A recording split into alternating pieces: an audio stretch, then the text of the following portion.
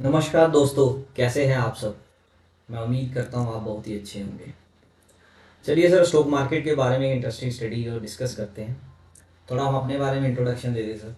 We are from Big Picture Investments. जो purpose है हमारा यहाँ पे, जिस पर्पस से हमने ये चैनल क्रिएट करा है, वो यही है कि आप स्टॉक मार्केट में इंडिपेंडेंटली ट्रेड या इन्वेस्ट कर सकें।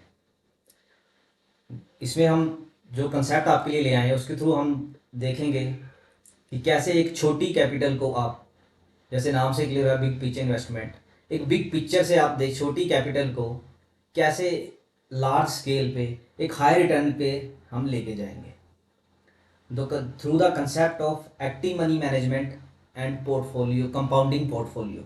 ये दोनों कंसेप्ट का यूज़ करके कैसे हम अपने जो पोर्टफोलियो का साइज है उसे बिग स्केल पे लेके जाएंगे।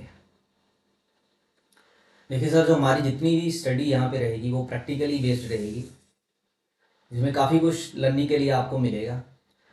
देखिए सर, बहुत सारे न्यूज़ चैनल्स हैं, सोशल मीडिया चैनल्स हैं, ग्रुप्स हैं जहाँ पे टिप मिलती है कोई स्टॉक बाय करने के लिए। और अगर आप कुछ सालों से मार्केट में हैं तो आपने उन टिप्स के थ्रू ज़रूर बाय किया होगा। और ये चीज़ हम आपको अपने एक्सपीरियंस से कह सकते हैं, जो रिज़ल्ट आपको मिले होंगे सर, आइदर तो आपको रिज़ल्ट मिले ही नहीं होंगे, अगर मिले भी होंगे तो वो बिल्कुल शॉर्ट ड्यूरेशन ऑफ टाइम के लिए रहे होंगे। जब मार्केट ने अपनी करवट बदली होगी, जो आपने प्रॉफिट बनाया होगा वो मार्केट ले गई होगी। स्टॉक को बाई करने से भी ज़्यादा ज़रूरी है सर उसको एग्जिट करना। स्टॉक को हमने खरीद लिया, उसको हम होल्ड कब तक रखेंगे, उसे एग्जिट कब करेंगे। हम प्रॉफिट में हैं, स्टॉक हमारा प्रॉफिट में चल रहा है, हमें कब उसे सेल करना है। हमारा लॉस चल रहा है, हमें उस लॉस को कब काटना है। ये सब चीज़ें हमें स्टॉक की एंट्री से पहले ये वेरीफाई होनी चाहिए चीज़ें, या डिसाइडेड होनी चाहिए। सारे कंसेप्ट हम यहाँ पे डिस्कस करेंगे, बाय से लेके होल्ड तक।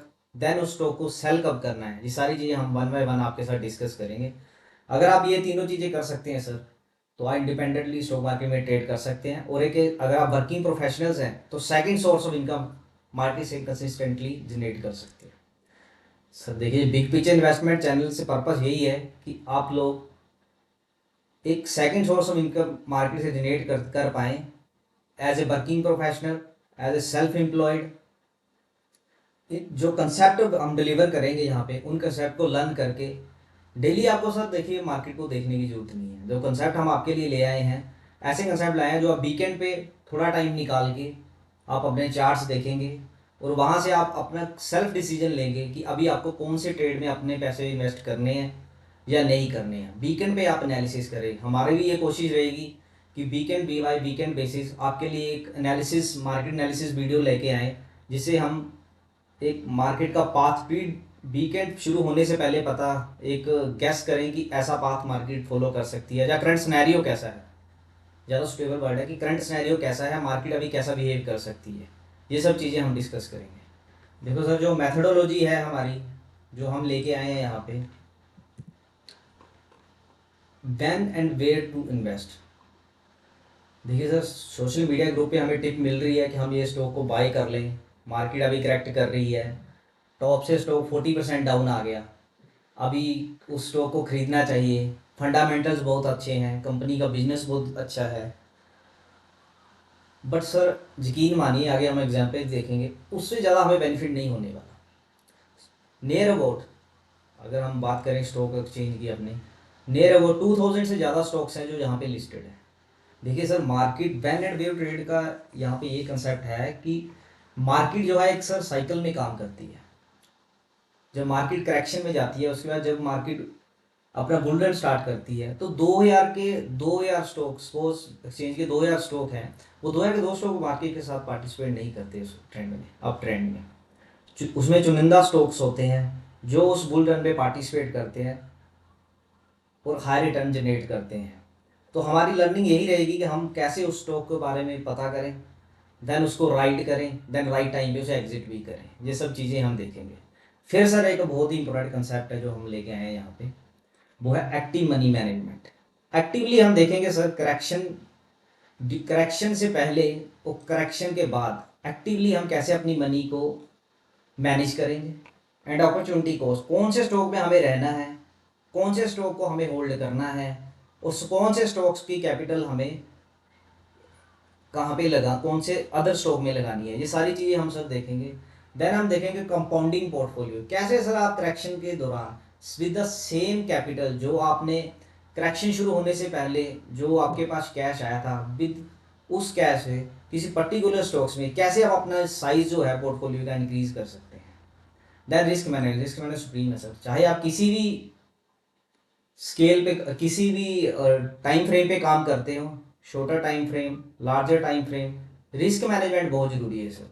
उसके बाद पिरामिड पोजीशंस, कैसे सर एक स्टॉक आपके फेवर में चलना शुरू हो गया, सपोज आपने 100 पे कोई स्टॉक लिया, उसके बाद स्टॉक 200 चला गया। अभी 200 पे सर हम देखेंगे कि 200 पे कोशिश करें अपनी पोजीशंस को और पिरामिड करें उसमें, तो स्टॉक में आगे राइड के लिए।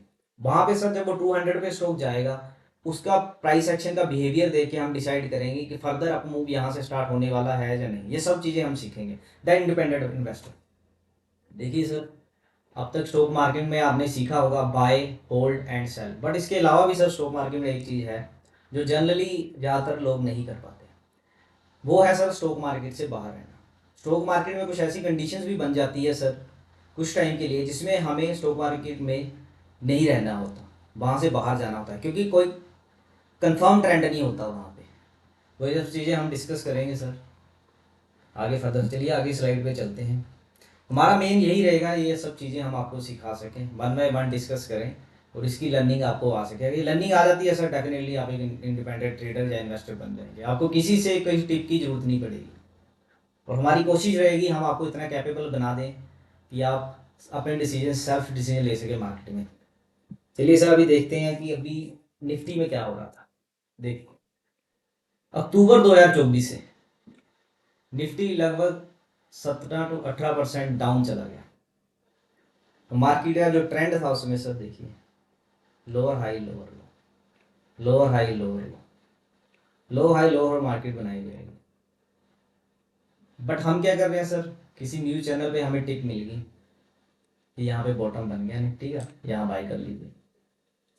देन थोड़ा सा मार्केट ऊपर जाता है, फिर नीचे, फिर यहाँ पे सर मिलता है कि कोई स्टॉक कितने परसेंट गिर गया, 40% 50% गिर गया, अच्छा स्टॉक है, अच्छे फंडामेंटल है, यहाँ पे बॉटम फिशिंग हम लोग करते हैं।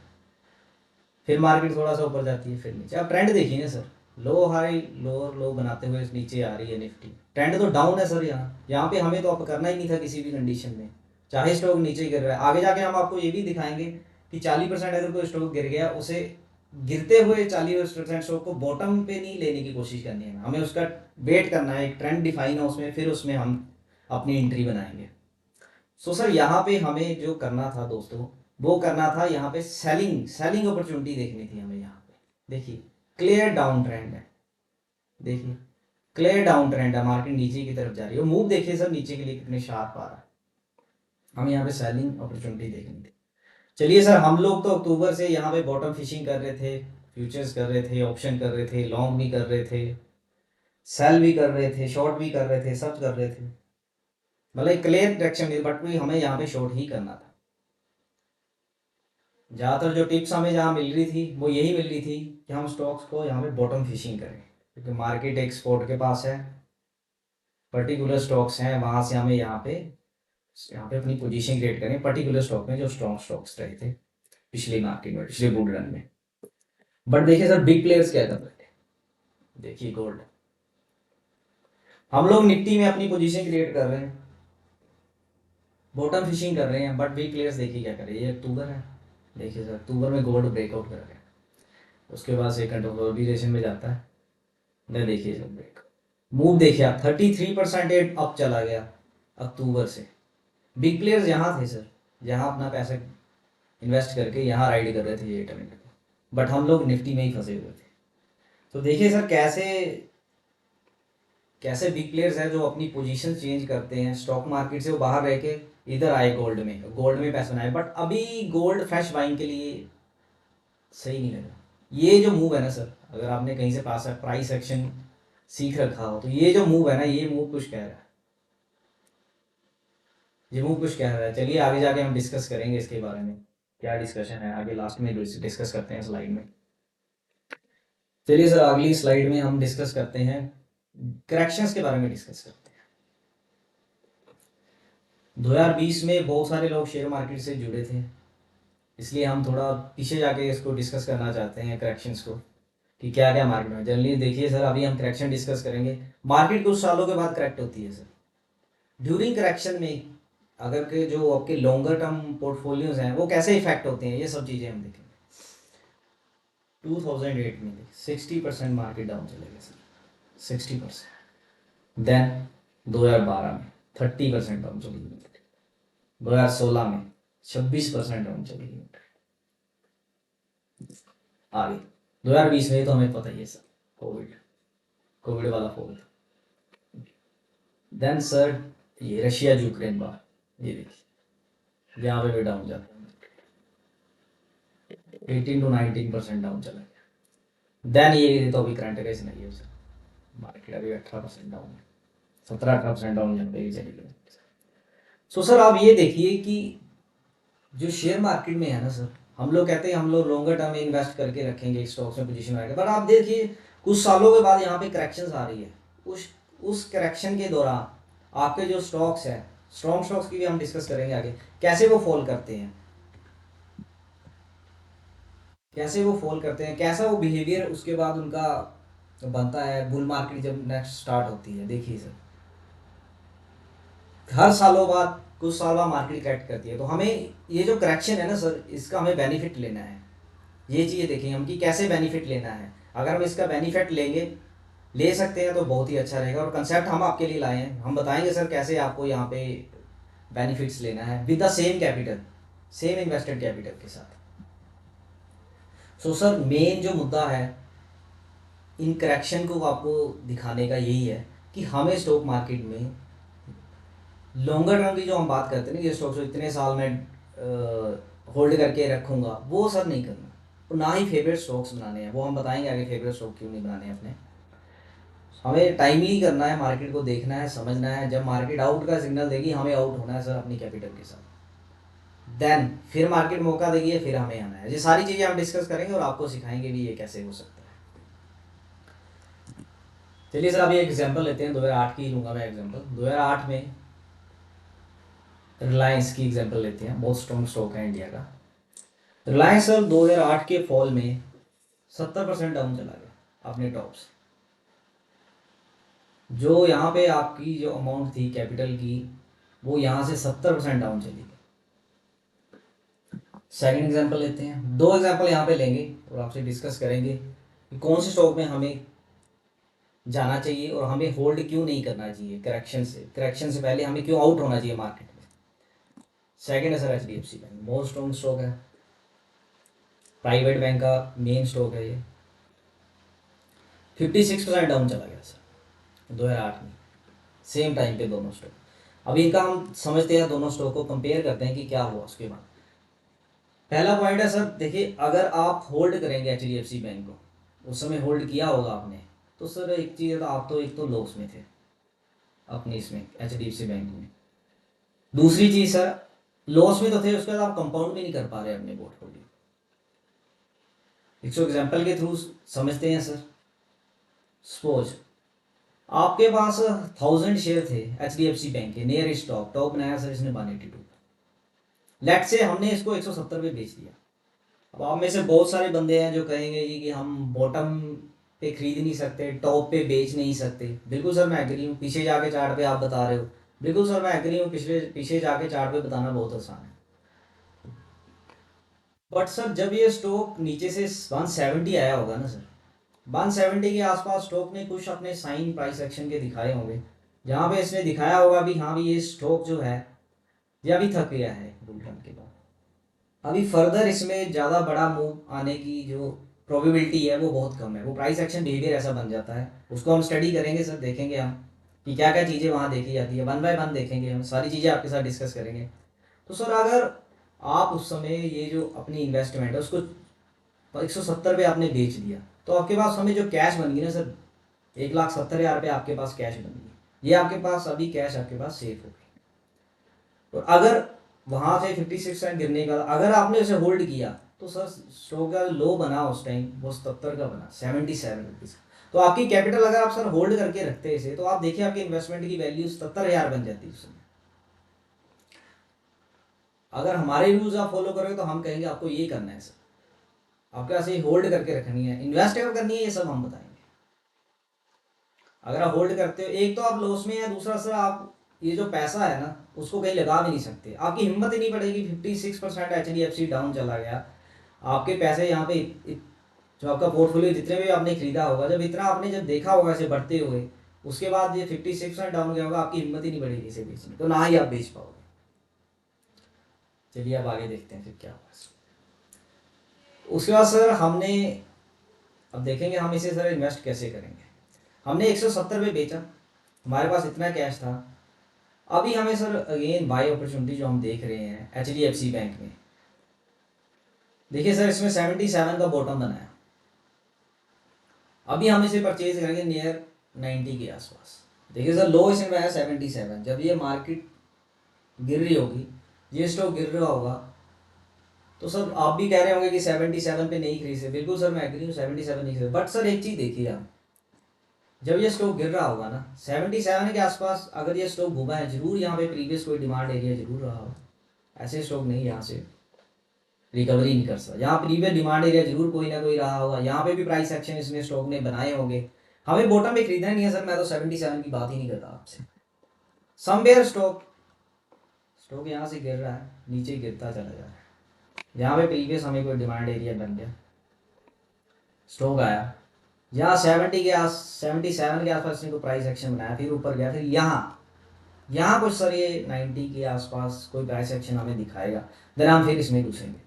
मेन सर यहाँ पे ये है कि आपको उस कैश को कैसे यूटिलाइज करेंगे साइज अपने पोर्टफोलियो का बढ़ाने के लिए। आपने 90 में सर सेम अमाउंट को 1,70,000 को इन्वेस्ट किया, तो अभी देखो आप कितने शेयर इसके HDFC बैंक के खरीद सकते हैं विद आपका एवरेज प्राइस। देखिए सर वाई प्राइस जो है कितना डाउन चला गया, 90 रुपये पे सर आप खरीद पा रहे हो, और पोजीशन साइज देखिए सर अभी आपका कितना बढ़ गया, देखिए कैसे कंपाउंडिंग हो रही है पोर्टफोलियो स्टॉक्स की। और जब सर ये मूव करना शुरू करेगा 90 पे, यहाँ पे आप सब पोजीशन क्रिएट कर रहे हैं, यहाँ पे 90 के आसपास, और यहाँ पे आपने बेचा, सेम कैपिटल को यूज़ किया, यहाँ पे जो कैपिटल आपने यहाँ पे बेच के बनाई, वो सारी कैपिटल अभी आप यहाँ इन्वेस्ट कर रहे हैं, और आपके स्टॉक की क्वांटिटी लगभग सर 2 टाइम्स हो गई है, 1900 से 1900 चली गई है। और यहाँ से जब ये रन देगा सर, कितनी कैपिटल, कितना फास्ट आपका पोर्टफोलियो है जो ग्रो करेगा। चलिए आगे देखते हैं स्लाइड में। थर्ड पॉइंट बहुत इंपॉर्टेंट है। पहले तो हमने देखा यहाँ पे कि कैसे लॉस में हमें नहीं रहना है, होल्ड करके नहीं रखा। दूसरा, हमें उस कैपिटल को कैसे यूटिलाइज करना है आगे। थर्ड पॉइंट इससे भी इंपॉर्टेंट है सर।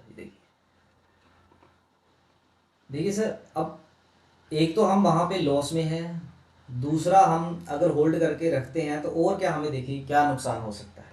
अगर होल्ड करते हैं सर, हम ट्रेंडिंग स्टॉक जो बुल रन में स्टार्ट हो रहा है उसमें जो पार्टिसिपेट कर रहे हैं, हम उसको भी नहीं खरीद सकते, क्योंकि हमारा पैसा HDFC बैंक में ही फंसा हुआ है। हम ना तो वहाँ से निकाल सकते हैं और ना ही उसे कहीं और इन्वेस्ट कर पा रहे हैं। देखिए सर, अभी हम इसको समझेंगे स्टॉक के बिहेवियर से, दोनों स्टॉक का बिहेवियर डिस्कस करेंगे 2008 में क्या हुआ, रिलायंस वर्सेज HDFC बैंक। अगर आपने उस फॉल में रिलायंस 2008 के फॉल में रिलायंस को होल्ड किया होता, चलिए चार्ट पे लेके चलते हैं, रिलायंस को आपने होल्ड किया होता तो सर ये देखिए कंपनी बहुत अच्छी है, कंपनी के फंडामेंटल्स बहुत अच्छे हैं, कंपनी का बिजनेस बहुत अच्छा है, बहुत अच्छी कंपनी है। अब ये देखिए सर, उसके बाद 70% डाउन जाने के बाद स्टॉक सर 2016 तक एक रेंज में ही रह गया। इवन स्टॉक अपना ये लाइफ टाइम हाई नहीं पार कर पाया 8 साल तक, लगभग 2016 तक। उसमें क्या हुआ सर, आपकी कैपिटल वहां फंसी रही, एक ट्रेडिंग रेंज में वो घूमता रहा 8 साल सर, आपके पास लॉस ऑफ अपॉर्चुनिटी होगी टू बाय ट्रेंडिंग, आप कोई अच्छा स्टॉक भी बाय नहीं कर पाए। लाइक अभी डिस्कस करेंगे HDFC बैंक। देखिए सर, ये देखिए HDFC बैंक मूव करना शुरू कर गया, बट वो 8 साल एक साइड ही फंसा रहा रिलायंस स्टॉक। अब इसकी एग्जांपल लेके हम देख सकते हैं कि कैसे HDFC का बिहेवियर रहा। अब देखिए सर, उसके बाद क्या हुआ, HDFC बैंक जो है आफ्टर बेयर मार्केट 2008 का बना, उसके बाद उसने ट्रेंड करना स्टार्ट करा, और 2011 से पहले स्टॉक 3 टाइम्स हो गया सर। 77 का लो हमने दिखाया था आपको, 90 पे हम खरीदने की बात कर रहे थे, उसके बाद स्टॉक 240 चला गया, विद इन 3 टाइम्स हो गया, 2011 तक, विद इन 3 ईयर्स। ये देखिए चार्ट पे दिखा रहे हैं सर, कोई हम अपनी तरफ से नहीं लगा रहे। ये देखिए सर स्टॉक, स्टॉक ने यहाँ से ट्रेंड बना, ट्रेंड देखिए सर स्टॉक का, ट्रेंड देखिए, हायर हाई हायर लो बनाते हुए जा रहा है स्टॉक। देखिए सर कितनी ट्रेंडिंग, ट्रेंड कर रहा है स्टॉक से पूरे में। रिलायंस, रिलायंस क्या कर रहा था देखिए सर, रिलायंस बिल्कुल साइडवेज था। तो आपको मनी कहाँ इन्वेस्ट करनी, क्या रिलायंस में करनी थी या HDFC में करनी थी?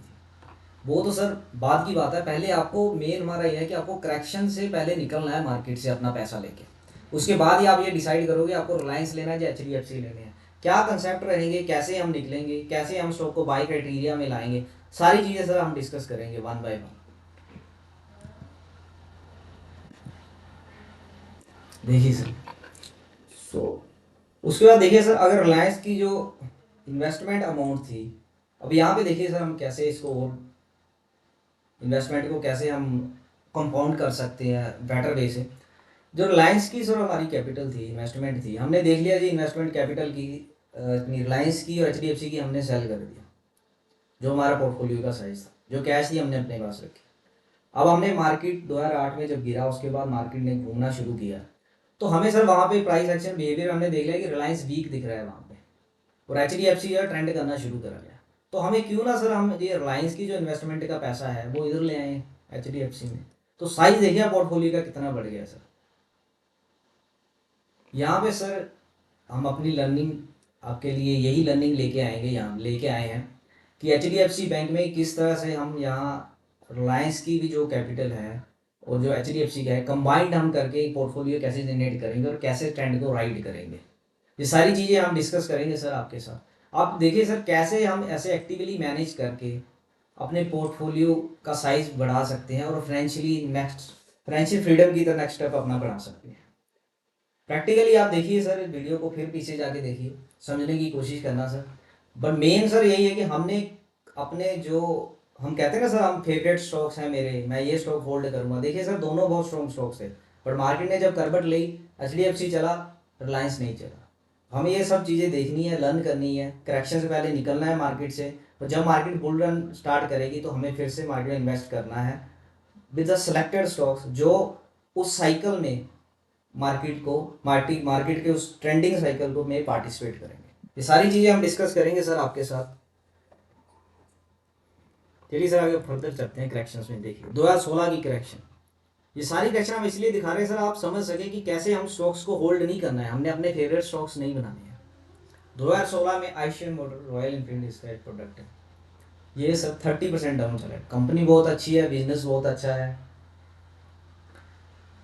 देखिए सर 30% डाउन चली। देन मारुति, टॉप कंपनियों में निफ्टी 50 के स्टॉक्स हैं सर ये। 2016 में देखिए 33% मारुति भी डाउन चला है, बिजनेस बहुत अच्छा है बट डाउन चले गए। तो सर आप कोई भी करेक्शन ले लीजिए, हमने पीछे भी करेक्शन 2008 से आपसे डिस्कस कर रहे हैं, हर स्टॉक जब करेक्शन आती है सर गिरता है स्टॉक, जैसे जितना मर्जी स्ट्रॉन्ग हो। तो हमें सर करेक्ट यहाँ पे हमारे पास स्टडी, हम स्टडी डिस्कस करेंगे, सारी स्टडी हम ऐसी स्टडी आपके पास लेके आएंगे, यहाँ पे हम डिस्कस करेंगे कैसे निकलना है, यहाँ पे अगेन कैसे हमें अपनी पोजीशन बनानी है, सारी चीज़ें हम आपके साथ डिस्कस करेंगे। बट मेन सर यहाँ पे यही है कि हमें होल्ड नहीं करने हैं स्टॉक ड्यूरिंग द करेक्शंस। चलिए सर अब 2020 का एग्जांपल देखते हैं। देखिए सर अभी 2008 में हम लोगों ने रिलायंस और HDFC बैंक को डिस्कस करा था। अभी देखिए सर कैसे 12 साल बाद मार्केट ने फिर करवट ली, फिर करेक्शन आई, अब मार्केट करवट ली। अब देखिए सर कैसे थोड़ा अब मैच कर पाएंगे बिहेवियर। दो एग्जांपल यहाँ पे हम लेंगे, रिलायंस एंड ICICI बैंक। देखिए सर यहाँ पे बिहेवियर कैसे चेंज हो गया रिलायंस का। 2020 की करेक्शन में HDFC लगभग 51% डाउन चला गया। रिलायंस 41% डाउन चला गया सेम टाइम। बट उसके बाद क्या हुआ,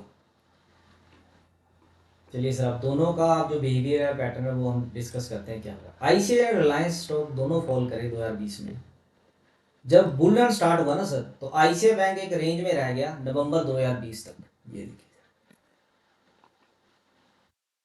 यहाँ पे सर कोविड में ये फॉल आता है, मार्केट जो ICICI स्टॉक है वो मार्केट ट्रेंड करना स्टार्ट करती है, बट ICICI बैंक पार्टिसिपेट नहीं कर पाता, बिल्कुल साइडवेज चला गया। ये देखिए नवंबर तक बिल्कुल साइडवेज है, एक रेंज में है स्टॉक। वेयर एज रिलायंस ने क्या किया, रिलायंस देखिए, हायर हाई हायर लो बनाता होगा। देखिए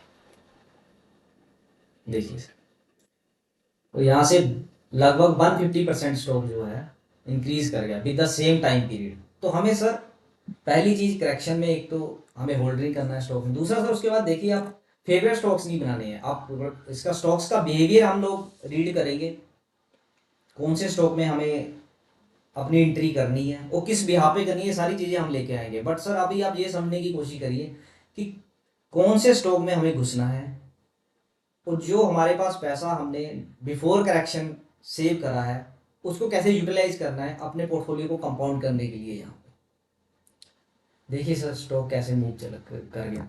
12 साल पहले जब हमने डिस्कस करा रिलायंस और HDFC बैंक, वहाँ पे रिलायंस मूव नहीं किया, वहाँ HDFC बैंक मूव किया।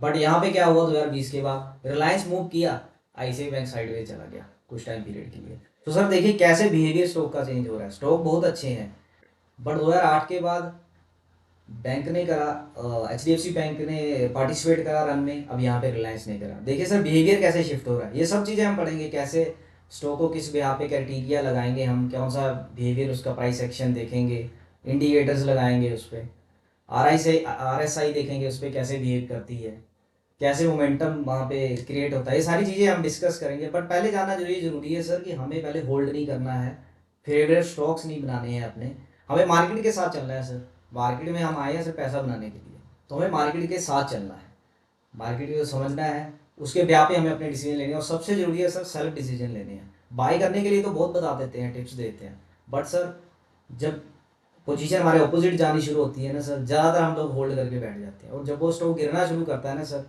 तो गिरते गिरते वो 50-60% तक डाउन हो जाता है और हमारी हिम्मत नहीं बढ़ती उसे उससे निकलने की। ये तो सर निफ्टी 50 के स्टॉक्स मैंने डिस्कस करिए। अगर मिड कैप स्मॉल कैप में कहीं आप फंस जाओ 50-60%, तो सालों लग जाते हैं सर उसको उठने में, कई स्टॉक तो उठ भी नहीं पाते। तो अपनी जो भी इन्वेस्टमेंट की डिसीजन है सर सेल्फ लीजिए और थोड़ा स्टडी करके लीजिए सर। सारी स्टडी हम लाए हैं वीकेंड पे, आपको थोड़ा टाइम निकाल के थोड़ी स्टडी करिए, तो नेक्स्ट स्टेप आपका टूवर्ड फाइनेंशियल फ्रीडम जो है अपने आप चलने लग जाएगा। चलिए आगे चलते हैं सर। ये वही है सर जो मैं अभी आपको बता रहा था, 150% वहाँ से ऊपर चले गया, तो यहाँ पे गुड रिटर्न मिलता है अगर आप रिलायंस में हो। चलिए सर अभी गोल्ड की बात करें, अभी करंट सिनेरियो पे आते हैं। मार्केट में करंट सिनेरियो में क्या होता है, गोल्ड में क्या है।